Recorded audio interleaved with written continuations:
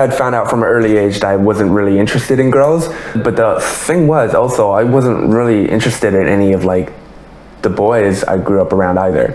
In high school, there were definitely like a couple guys that I thought were hot, but like no one I was like emotionally attached to, right?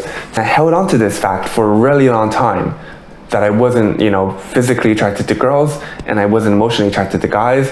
I was really, really confused about what I was. What I ended up doing was as a kid, I would just go to the Queen's Library. They had a whole section on puberty, and I would visit that and like read as many books as I could because I wanted to figure out what was wrong with me. These books had sections and sections about puberty and all the different phases you would go through.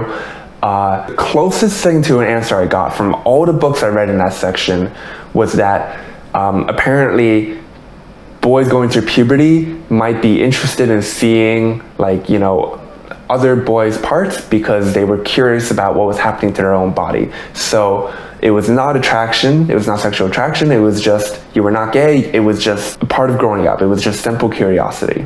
So I held on to that answer tightly for years, telling myself that, oh, it wasn't that I wasn't into girls, I was just maybe late in puberty and my interest in girls would develop, you know, just like the way your pubic hair would grow. And that my interest in boys was simply because I was curious about my body.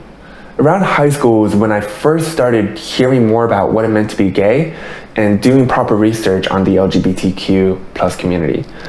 Because remember, growing up, none of this was ever discussed at all in my household. In high school, I was obsessed with Lady Gaga. This was like early 2010s, and Gaga was like at her peak at this time, and I was obsessed with her.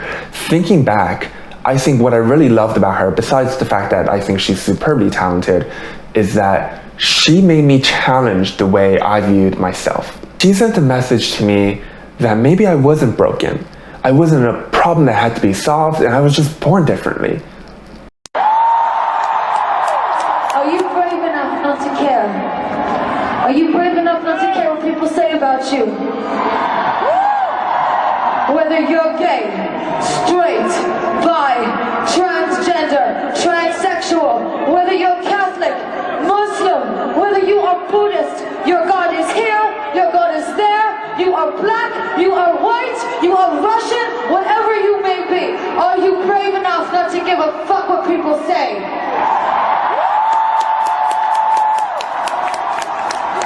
Because when they said, Gaga, when you go to Russia, they may arrest you. I said, arrest me. I don't give a fuck what people say.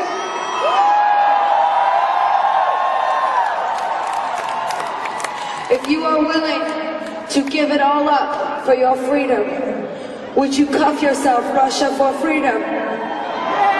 Would you cuff yourself for freedom? Arrest me, Moscow! My name is Lady Gaga. I'm 26 years old. I'm from Manhattan, New York.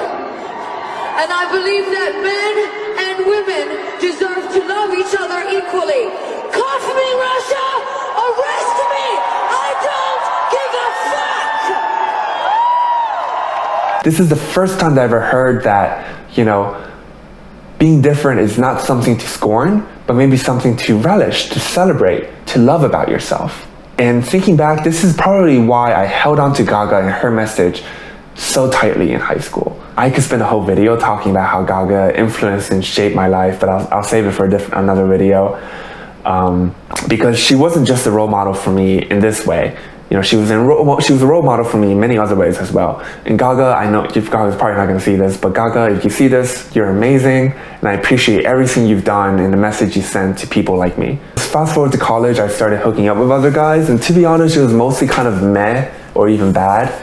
Nevertheless, I was still deeply in the closet, but I did come out to my sister a couple years into college. I tell her that I think I'm gay, and she's very supportive of it. So even in college, I was still in the closet because I wasn't sure about my sexuality, and I had felt neutral about girls and hadn't really met any guys that I was emotionally attracted to until my third year. I meet this one guy and I realized, shit, it's all over, I'm gay.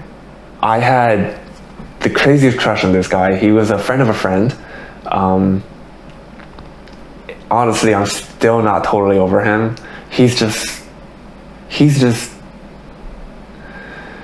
he's just got like the most amazing personality I've ever met in my life. Like, he was smart and humble and sweet and caring, and you get the point.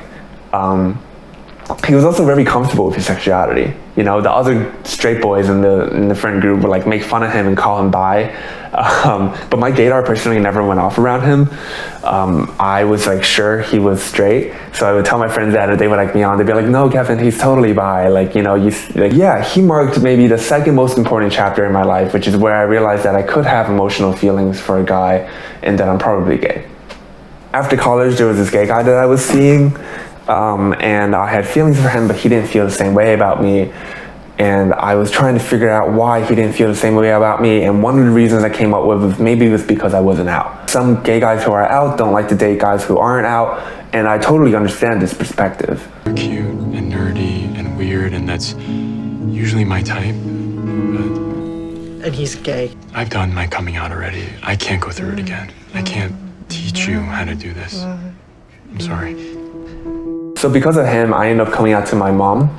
I remember I was at work during my lunch hour. I was calling my mom, coming out to her, and just kind of crying. You know, the door closed, and I'm pretty sure my next door colleagues could hear me, but whatever, honestly. I told my mom I was bi to try and soften the edge.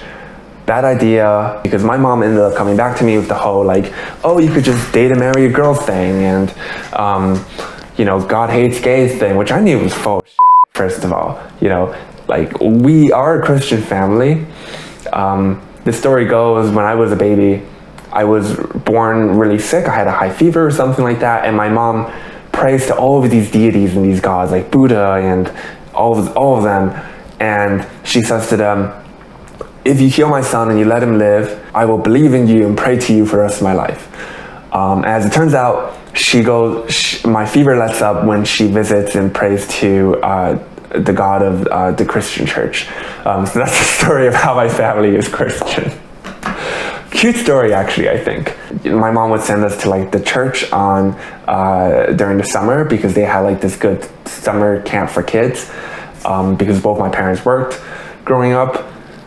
But she wasn't like nothing like the Bible Belt like kind of deal at all. So I knew like her quoting like God hates gays kind of thing, she was just full of shit. She didn't really take it that seriously. So my second piece of advice is for people who are came out, or are thinking about coming out. Be directed to the point. If you're gay, just say you're gay. If you're bi, just say you're bi. And give your parents time. Think about how long it took for you to kind of figure out that you're gay, to deal with all of the homophobia that you felt, you know, from society growing up, to kind of re-embrace yourself and come into a place of acceptance of who you are. I think growing up, a lot of our parents kind of know, you know, they see the hints, they get the vibes, they kind of know, they're just willfully ignorant of it. And I'm generalizing, but, and second thing is, don't come out until you're financially stable. I worked a lot in high school, and I paid for most of college on my own. I was living on my own in college, so I was financially stable by the time I came out. You know, I was financially independent by the time I came out to my parents. So in case they react adversely, I was in a place where I could take care of myself. So if my parents didn't like it, there wasn't much they could really do about it. That's my coming out story, and how I kind of learned that I was gay, and how I dealt with figuring out my sexuality growing up. If you have any questions or comments, let me know in the comments below. If you like this video and you want to see more, please click like and subscribe, and I'll see you next time. Peace out.